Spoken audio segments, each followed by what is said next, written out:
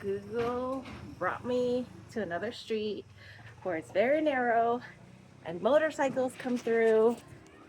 Another one coming over now.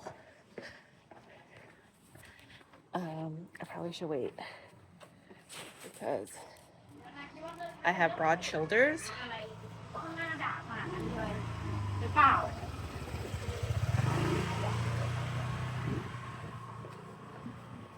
Just trying to get home. Today's been a lovely day, a weather day. I'm not sweating as much because it's breezy. It doesn't seem like it's gonna rain, but I appreciate the breeze. It's getting dark though, so I need to go home soon or get to a main street.